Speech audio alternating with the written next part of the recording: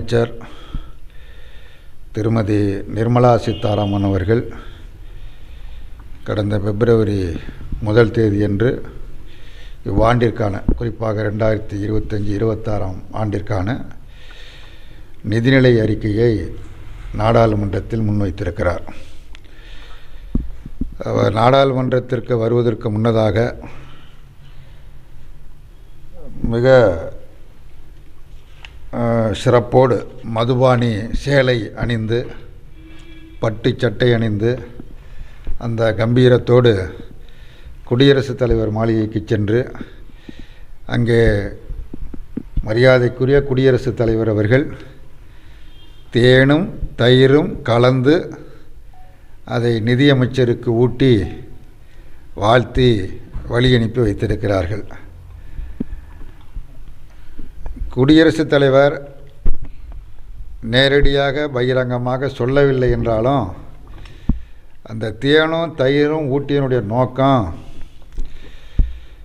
அன்பு மகளே, நியாயமாக நடந்து கொள், பாரபட்சமாக நடந்து கொள்ளாதே, சார்பு நிலை எடுக்காதே என்று சொல்வதின் அர்த்தமாகத்தான் அது அமைந்திருந்தது. அவர் நாடாளுமன்றத்தில் நிதி அறிக்கையினை ஏறத்தாழ 1.25 மணி நேரம் தண்ணீரை அடிக்கடி குடித்து கொண்டே வாசித்து முடித்திருக்கிறார். அவர் வாசிக்கிற பொழுது பிரதமர் அவருக்கு முன்னால் இருந்த மேஜையை தான் தட்டுவாங்க. பொதுவாக நாடாளுமன்றத்திலும் சட்டமன்றத்திலும் கைதட்டுவதற்கு பதிலாக மேஜையை தட்டி வரவேற்பார்கள். அதில் எல்லாரும் தட்டியதை காட்டிலும் பிரதமர் மேஜையை தட்டியது தொலைக்காட்சியில் பார்க்கிற பொழுது நிச்சயமாக அவருடைய கையை மிக பலமாக வலித்திருக்கும். அந்த அளவுக்கு வேகமாக திரும்ப திரும்ப தட்டி கொண்டே இருந்தார். அவரது கைவலிக்கு அவர் வீட்டுக்கு சென்றவுடன் பணிப்பெண்கள் வெந்நீர் வைத்து ஒத்தடம் கொடுப்பார்கள். ஆனால் அந்த அடிபட்ட மேஜைக்கு யார் ஒத்தடம் கொடுக்க போகிறார்கள் என்று தெரியவில்லை. அந்த அளவுக்கு அந்த மேஜை அடி வாங்கியிருக்கிறது. அது பிரதமருக்கு முன்னால் இருக்கிற காரணத்தினால் அது நிச்சயமாக பலமான மேஜையாகத்தான் அமைத்திருப்பார்கள். ஒரு பலவீனமான மேஜையாக இருந்திருக்குமானால் நிச்சயமாக உடைந்து போயிருக்கும். அந்த அளவுக்கு மேஜையை தட்டி ஆரவாரமாக வரவேற்றார். அப்படி ஆரவாரம் செய்வதற்கு மேஜையை தட்டி வரவேற்கிற வகையில் நிதி அறிக்கையில் என்ன சொல்லப்பட்டிருக்கிறது என்று சொன்னால் ஒன்றை சொல்லியிருக்கிறார்கள். அதாவது ஆண்டிற்கு 12 லட்சம், அதாவது மாதம் ஒன்றுக்கு 1 லட்சம் ரூபாய் வருமானம் பெறக்கூடியவர்களுக்கு வருமான வரியிலிருந்து விலக்களிக்கப்படுகிறது. இனி அவர்கள் வரி செலுத்த வேண்டியது இல்லை என்பதுதான் அதில் இருக்கிற முக்கியமான செய்தியாக தொலைக்காட்சிகளும் அதே மாதிரி நாளேடுகளும் தலைப்புச் செய்திகளாக வெளியிட்டு இருக்கிறது. இந்த வரி விலக்கால் பயன்பெறுகிறவர்கள் எவ்வளவு பேர், எத்தனை கோடி பேர், 139 கோடி பேரா அல்லது 120 கோடி பேரா என்று கேட்டால் நிதியமைச்சர் நாடாளுமன்றத்திலே சொல்வது, இந்த வரி விலக்கின் காரணமாக 1 கோடி பேர் பயன்பெறுவார்கள். நாட்டில் இருக்கிற 140 கோடி மக்களில் 1 கோடி பேர் மட்டுமே இதன் மூலமாக பயன்பெறுவார்கள் என்று அறிவித்திருக்கிறார்கள். இந்த 1 கோடி பேரும், இந்த வருமான வரி விலக்கு பெற்றிருக்கிற இந்த 1 கோடி பேரும் தவறாமல் வரி செலுத்தி வந்தவர்கள். ஏன்னா அரசாங்கத்தில் வேலை பார்த்தாலும் சரி, தனியார் இடத்துல வேலை பார்த்தாலும் சரி, அந்த வருமான வரி என்பதை இவர்கள் கட்டாயமாக பிடித்தம் செய்து விடுவார்கள். அரசாங்க நிறுவனத்தில் வேலை பார்த்தா அங்கே பிடித்தம் பண்ணிடுவாங்க, தனியார்கிட்ட வேலை பார்த்தாலும் அங்கேயும் பிடித்தம் செய்து விடுவார்கள். அதனால் இவர்கள் வரி ஏய்ப்பதற்கு வழியே கிடையாது. வரியை ஏற்காமல் தவறாமல் கட்டியவர்களுக்கு இந்த சலுகை வழங்கப்பட்டு இருக்கிறது. ஆனால் அதே நேரத்தில் வரி கட்ட வேண்டிய கார்ப்பரேட் நிறுவனங்கள் இவைகளுக்கெல்லாம் வரியே கட்டலை. இது யார் சொல்கிறா அப்படின்னா, நான் சொல்லவில்லை, இந்திய தேர்தல் தணிக்கை குழு, அது நாடாளுமன்றத்தினுடைய தணிக்கை குழு அறிக்கை முன்வைக்கப்பட்டது. அது நல்ல நேரம் பார்த்து இந்த அறிக்கையெல்லாம் வைக்கிறாங்க. அது சென்ற டிசம்பர் மாதம் இந்த அறிக்கை, அதாவது அமித்ஷா, உள்துறை அமைச்சர் அமித்ஷா அம்பேத்கர் குறித்து இழிவாக பேசி அதன் காரணமாக எதிர்க்கட்சி உறுப்பினர்கள் எல்லாம் உள்துறை அமைச்சருக்கு எதிராக முழக்கமிட்டு வெளிநடப்பு செய்து விட்டார்கள். அந்த நேரம் பார்த்து, அந்த சந்தர்ப்பம் பார்த்து, அதாவது அந்த சந்தர்ப்பத்தை பயன்படுத்தி கொண்டு அந்த அறிக்கை முன்வைக்கப்பட்டு இருக்கிறது. ஏறத்தாழ 230 பக்கம் கொண்ட அந்த அறிக்கையில் பல ஆயிரம் கோடி ரூபாய் பெரிய நிறுவனங்கள், கார்ப்பரேட் நிறுவனங்கள் வரியை செலுத்தவில்லை. அது வருமான வரித்துறை என்ன சொல்லுகிறது என்று சொன்னால், வருமானத்துறைன்னா அது பெரிய பயங்கரமான துறை. எதிர்கட்சியை சேர்ந்த தலைவர் வீட்டுக்கெல்லாம் போய் பூந்து வரி ஏய்ப்பெல்லாம் கண்டுபிடிச்சி அமலாக்கத்துறையிட கொடுத்து நடவடிக்கை எடுக்கக்கூடிய பலமான துறை. அந்த துறை என்ன சொல்கிறது என்று சொன்னால், அவரிடமிருந்து வசூல் செய்ய முடியவில்லை, வசூல் செய்ய இயலவில்லை, வசூல் இனி செய்யவும் இயலாது என்று அந்த அறிக்கை சொல்லுகிறது. தணிக்கைக்குழு அறிக்கை சொல்லுகிறது. அது நாடாளுமன்றத்தில் முன்வைத்த பொழுது அங்கே எதிர்கட்சிகள் இல்லை, அதை நிறைவேற்றி முடித்து விட்டால், சந்தடி சாக்கில் அது நிறைவேற்றப்பட்டு விட்டது. இப்போ 140 கோடி மக்களும் வரி செலுத்தி கொண்டு இருக்கிறார்கள். பெட்ரோல் டீசல் விலை, அதனுடைய விலை உயர்வு காரணமாகத்தான் அனைத்து அத்தியாவசிய பண்டங்களின் விலைகளும் உயர்கிறது. அது அந்த பட்ஜெட்டில் குறைச்சாங்களா அப்படின்னா குறைக்கலை, எதையும் குறைக்கலை. அன்றாட நாட்டு மக்கள் தூங்குகிற பொழுது கூட வரி செலுத்தி கொண்டு தான் இருக்கிறார்கள். முழிச்சிட்டு இருக்கிற நேரத்தில் மட்டும் இல்லை, தூங்குகிற நேரத்தில் மின் விசிறி ஓடிக்கிட்டு இருக்குது, அல்லது ஏர் கண்டிஷன் குளிர்சாதனங்கள் இயங்கி கொண்டிருக்கிறது. ஆக எல்லா நேரத்திலும் 24 மணி நேரமும் நாட்டு மக்கள் வரி செலுத்தி கொண்டு இருக்கிறார்கள். அப்படி வரி செலுத்துகிற மக்களுக்கு எந்த சலுகைகளும் இல்லை. நாட்டிலே பெரும்பான்மையாக இருக்கக்கூடிய மக்கள் அதிகபட்சமாக ஈடுபடக்கூடிய தொழில் என்பது வேளாண்மை தொழில். அந்த வேளாண்மை தொழில் அதில் ஈடுபட்டிருக்கக்கூடிய விவசாயிகள் அவர்களுடைய நீண்டகால கோரிக்கை, ஏற்கனவே போராட்டம் 13 மாத காலம் போராட்டம் டெல்லியில் நடைபெற்றது, தலைநகர் டெல்லியில் நடைபெற்றது.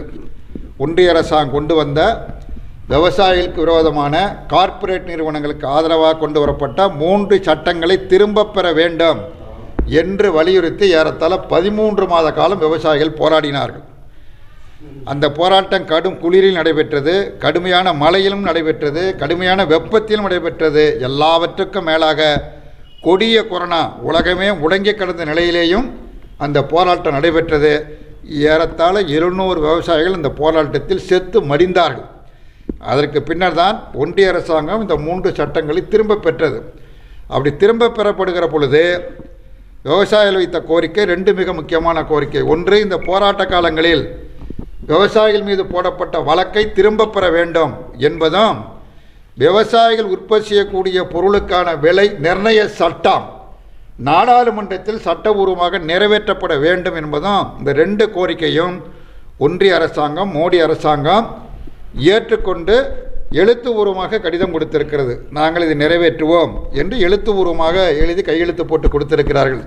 அதை பற்றி இந்த பட்ஜெட்டில் ஒன்றும் இல்லை. மகாத்மா காந்தி வேலை உறுதியளிப்பு சட்டம் நாடாளுமன்றத்தில் நிறைவேற்றப்பட்டு 20 ஆண்டுகள் ஆகிறது.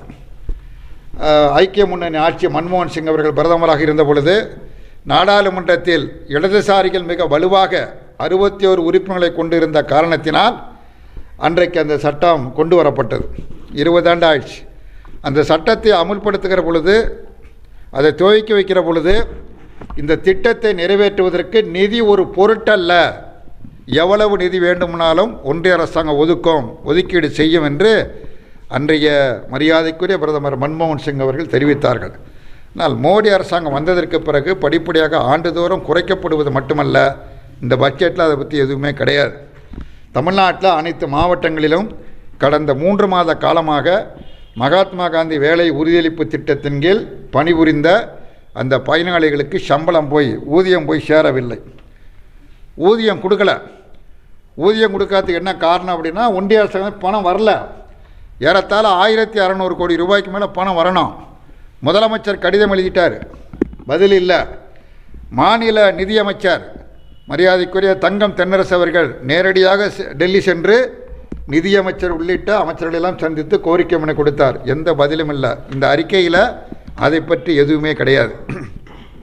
அது மட்டுமல்ல, மிக முக்கியமாக இந்தியா முழுவதும் வரி வசூல் செய்யப்படுகிறது. அனைத்து மக்களும் வரி செலுத்துகிறார்கள்.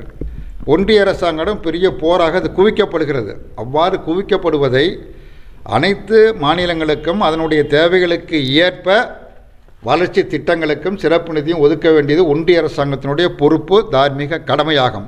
ஆனால் ஒன்றிய அரசாங்கம் எல்லா மக்களிடத்திலிருந்து வசூலை செய்துவிட்டு ஒரு மாநிலத்திற்கு மட்டும் தன்னை யார் ஆதரிக்கிறார்களோ அவர்களுக்கு மட்டும் வழங்குவது என்பது ஜனநாயகம் அல்ல, நல்ல மரபும் அல்ல.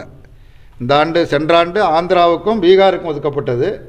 இந்த ஆண்டு பீகாருக்கு மட்டும் நிதி ஒதுக்கப்பட்டிருக்கிறது. ஏன்னா நிதிஷ்குமார் முரண்பட்டு நிற்கிறார், மோடியோடு முரண்பட்டு நிற்கிறார். எப்பொழுது வேண்டுமானாலும் விலகலாம் என்கிற நிலை தற்பொழுது அரசியல் சூழல் நிலவி வருகிறது. ஏன்னா அவங்க கொண்டு வரக்கூடிய வக்பு சட்டம் போன்றவைகளுக்கெல்லாம் நிதிஷ்குமார் எதிராக இருக்கிறார். அவர் தன்னை விட்டு போய்விடக்கூடாது என்ற காரணத்திற்காக, அடுத்து அங்கே தேர்தல் வரப்போகிறது என்கிற காரணத்திற்காக அங்கு நிதி அதிகமாக ஒதுக்கப்படுகிறது. தமிழ்நாடு தொடர்ச்சியாக சென்றாண்டு நிதிநிலை அறிக்கையிலும் தமிழ்நாடு என்கிற அந்த பெயரையே உச்சரிப்பதற்கு நிதியமைச்சராக தயாராக இல்லை. இந்த ஆண்டும் அதே கதி தான். இங்கே இயற்கை சீற்றத்தால் தமிழ்நாடு கடுமையாக பாதிக்கப்பட்டிருக்கிறது. அதே மாதிரி மகாத்மா காந்தி வேலை உறுதியளிப்பு திட்டத்திற்கு சம்பளம் போட முடியல, கல்வி உதவித்தொகை கொடுக்கல, ரயில்வே திட்டங்கள் கிடப்பில் கிடக்கிறது, மெட்ரோ 2 ரயில் திட்டத்தை நிறைவேற்றுவதற்கு ஒன்றிய அரசாங்கத்தினுடைய பங்களிப்பு இதுவரையில் கிடைக்கல. இப்படி பல்வேறு கோரிக்கைகள் தொடர்ந்து முன்வைக்கப்பட்ட பொழுதும், அரசின் சார்பாக முன்வைக்கப்பட்ட பொழுதும் இவைகள் குறித்தெல்லாம் இந்த பட்ஜெட்டில் எதுவுமே இல்லை.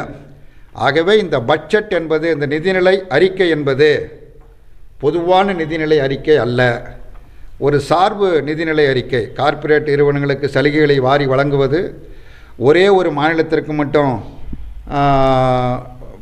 உதவிகளை திட்டங்களை அறிவிப்பது, ஒரு தமிழ்நாடு போன்ற மாநிலங்களை ஒட்டுமொத்தமாக புறக்கணிப்பது என்ற நிலையை தொடர்ந்து மேற்கொள்வது வெள்ளையர்கள் ஆட்சி நினைவுக்கு வருகிறது. வெள்ளையர் ஆட்சி காலத்தில் வரிகுடா இயக்கம் நடத்த வேண்டும் என்று காந்தி அறைகூவல் விடுத்தார். அதேபோல் தமிழ்நாட்டு மக்களிடத்தில் வரி செலுத்த வேண்டாம் என்று சொல்லுகிற ஒரு நிலை உருவாகுமோ என்கிற கவலை ஏற்படுகிறது. ஆகவே இப்படிப்பட்ட சூழலில் ஒன்றிய அரசினுடைய அந்த நிதிநிலை அறிக்கையை, மக்கள் விரோத நிதிநிலை அறிக்கையை, தமிழ்நாடு புறக்கணிக்கப்பட்டிருக்கிற அறிக்கையை கண்டித்து தமிழ்நாடு முழுவதும் வருகிற 8ஆம் தேதி 8/2/2005 சனிக்கிழமை காலை தமிழ்நாடு முழுவதும் அனைத்து மாவட்ட தலைநகரங்களிலும் நிதிநிலை அறிக்கையின் நகல் எரிப்பு போராட்டம் இந்திய கம்யூனிஸ்ட் கட்சியின் சார்பில் அனைத்து மாவட்ட தலைநகரில் நடைபெறும் என்பதை தெரிவித்துக் கொள்கிறோம்.